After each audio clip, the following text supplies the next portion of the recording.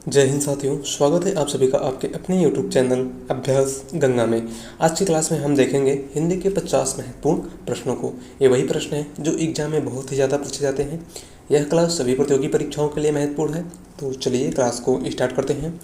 और क्लास को स्टार्ट करने से पहले यदि आप लोग चैनल पर नए हैं तो प्लीज़ चैनल को सब्सक्राइब कर लीजिएगा, बेल आइकन को प्रेस कर लीजिएगा, जिससे हमारे आने वाली वीडियो का नोटिफिकेशन सबसे पहले आप तक पहुँचे। और आज का हमारा पहला क्वेश्चन है, अभ्यागत शब्द में कौन सा उपसर्ग है। आपको बताना है कि अभ्यागत शब्द में कौन सा उपसर्ग लगा हुआ है। सही जवाब है ऑप्शन सी, अभी। कौन सा उपसर्ग है? अभी उपसर्ग। बात करते हैं अगले क्वेश्चन की। अगला क्वेश्चन है, रमणी में कौन सा प्रत्यय है। यहाँ पे भी आपको बताना है कि रमणी में कौन सा प्रत्यय लगा है। सही उत्तर हो जाएगा ऑप्शन ए, अनीय प्रत्यय। कौन सा प्रत्यय लगा है? अनीय प्रत्यय। अगला क्वेश्चन, श्री गुरु चरण सरोज रज निज मन मुकुर सुधार वर्णो रघुवर विमल जस जो दायक फलचार में छंद है। यानी आपको बताना है कि दी गई पंक्तियों में कौन सा छंद है। सही जवाब है ऑप्शन ए, दोहा। क्या है? दोहा। अगला क्वेश्चन है, वाक्य शुद्ध है। यानी कि आपको बताना है कि इन चारों में से कौन सा वाक्य शुद्ध है। ध्यान से देखिए और बताइए कि कौन सा विकल्प सही है। राइट आंसर है ऑप्शन सी, मोहन और गीता गा रहे हैं। क्या हो जाएगा? मोहन और गीता गा रहे हैं। अगले क्वेश्चन की बात करते हैं। अगला क्वेश्चन है, आनंद कादम्बनी पत्रिका का प्रकाशन कहाँ से होता था। बनारस से, मिर्ज़ापुर से, इलाहाबाद से या फिर लखनऊ से। राइट आंसर है ऑप्शन बी, मिर्ज़ापुर से। आनंद पत्रिका का प्रकाशन कहाँ से होता था?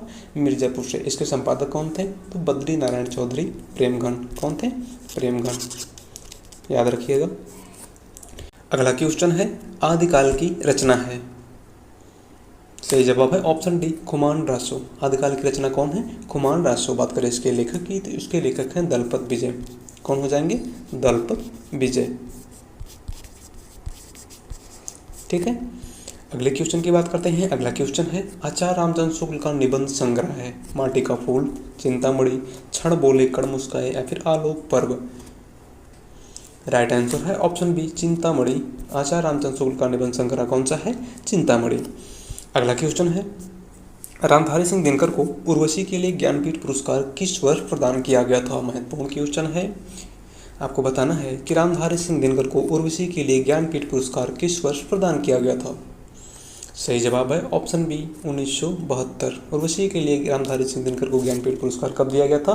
तो 1972 में। बात करते हैं अगले क्वेश्चन की। अगला क्वेश्चन है, निरामिष किसे कहते हैं। आपको बताना है कि निरामिष किसे कहा जाता है। राइट आंसर है ऑप्शन ए, मांस रहित भोजन को। निरामिष किसे कहा जाता है? मांस रहित भोजन को। अगला क्वेश्चन है, सहज शब्द है। तत्सम, तद्भव, देशज या फिर आगत। सही जवाब है ऑप्शन बी, तद्भव। क्या हो जाएगा? तद्भव। शहद का तत्सम क्या होगा? मधु। याद रखिएगा। अगले क्वेश्चन की बात करते हैं। अगला क्वेश्चन है, मुकुंद किसका पर्यायवाची है। विष्णु का, शिव का, सूर्य का, कामदेव का। सही जवाब है ऑप्शन ए, विष्णु का। मुकुंद किसका पर्यायवाची है? विष्णु का। अगला क्वेश्चन है, करपट का तद्भव रूप है। कपट, कारपेट, कपूर या फिर कपड़ा। राइट आंसर है ऑप्शन डी, कपड़ा। करपट का तद्भव रूप क्या होगा? कपड़ा। अगला क्वेश्चन है, चोर की दाढ़ी में तिनका मुहावरे का सही अर्थ है। हमारा ऑप्शन है, अपराधी का अपनी दाढ़ी खुजलाना, अपराधी का शंकाग्रस्त रहना, अपराधी की पहचान हो जाना या फिर अपराधी का अपनी पहचान छिपाना। सही उत्तर है ऑप्शन बी, अपराधी का शंकाग्रस्त रहना। चोर की दाढ़ी में तिनका मुहावरे का सही अर्थ क्या हो जाएगा? अपराधी का शंकाग्रस्त रहना। अगले क्वेश्चन की बात करते हैं। अगला क्वेश्चन है, छत से ईंट गिरी वाक्य में कौन सा कारक है। राइट आंसर है ऑप्शन ए, अपादान कारक। क्या हो जाएगा? अपादान कारक। अगला क्वेश्चन है, महोर्म का सही संधि विच्छेद है। राइट आंसर है ऑप्शन सी, महा प्लस ऊर्मी। क्या हो जाएगा? महा प्लस ऊर्मी। अगले क्वेश्चन की बात करते हैं। अगला क्वेश्चन है, समष्ट का विपरीतार्थक शब्द होगा, यानी समष्ट का विपरीतार्थक शब्द इनमें से कौन सा है। सही जवाब है ऑप्शन डी, व्यष्टि। समष्ट का विपरीतार्थक शब्द क्या हो जाएगा? व्यष्टि। अगला क्वेश्चन है, निम्न में से किस शब्द की वर्तनी सही है। आपको बताना है कि अनुग्रहित शब्द का सही रूप क्या होगा। राइट आंसर है ऑप्शन बी, अनुग्रहित। क्या हो जाएगा? अनुग्रहित। ध्यान दीजिएगा इसे।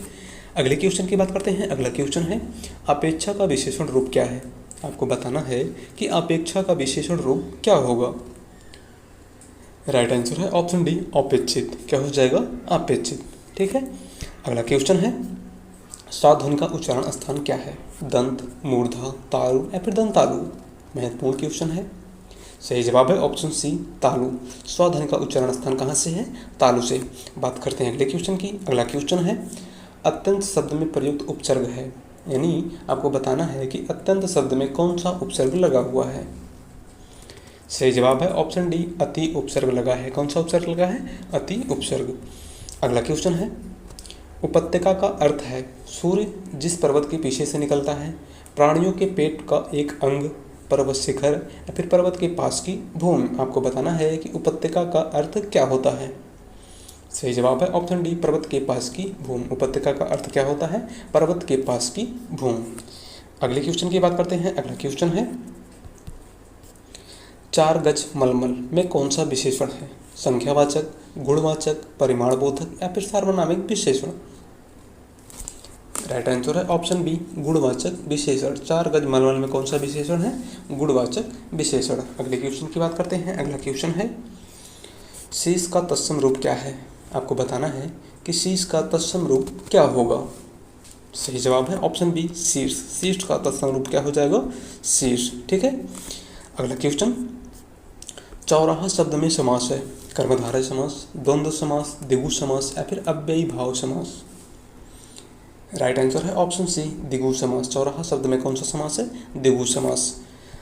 अगला क्वेश्चन है आंख की किरकिरी होना का अर्थ है अप्रिय लगना, धोखा देना, कष्टदायक होना या फिर बहुत प्रिय होना? राइट आंसर है ऑप्शन ए अप्रिय लगना। आंख की किरकिरी होना का सही अर्थ क्या हो जाएगा? अप्रिय लगना। बात करते हैं अगले क्वेश्चन की। अगला क्वेश्चन है भारतीय युग से निकलने वाली पत्रिका युग्म है कवि वचन, हिंदी प्रदीप, सरस्वती, माधुरी, कल्पना, ज्ञानोदय, नवनीत या फिर कादम्बनी? आपको बताना है कि भारतीय युग से निकलने वाली पत्रिका का सही युग्म कौन सा है। राइट आंसर है ऑप्शन ए कवि वचन और हिंदी प्रदीप। कवि वचन के संपादक भारतेंदु हरिश्चंद्र थे और हिंदी प्रदीप के संपादक बालकृष्ण भट्ट थे। कौन थे? बालकृष्ण भट्ट। याद रखना इसे आप लोगों को। कवि वचन सुधा काशी से प्रकाशित होती थी और हिंदी प्रदीप प्रयागराज से प्रकाशित होती थी। ठीक है। बात करते हैं अगले क्वेश्चन की। अगला क्वेश्चन है 12 बरस लो कुकुर जीवे और 13 लो जीवे सियार, बरस 18 क्षत्रिय जीवे आगे जीवन को धिक्कार। यह पंक्ति सॉरी यहाँ पे पंक्ति कर लीजिएगा। यह पंक्ति किसकी है? विद्यापति की, चंद्रवरदाई की, नरपत नाल की या फिर जगनिक की? सही उत्तर है ऑप्शन डी जगनिक की। परमाल रासों के रचनाकार जगनिक की है। ठीक है।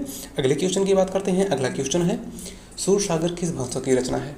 अवधी, बुंदेली, ब्रज या फिर छत्तीसगढ़ी? महत्वपूर्ण क्वेश्चन है। सही जवाब है ऑप्शन सी ब्रज। सूरदास की रचना सूरसागर की भाषा क्या है? ब्रज।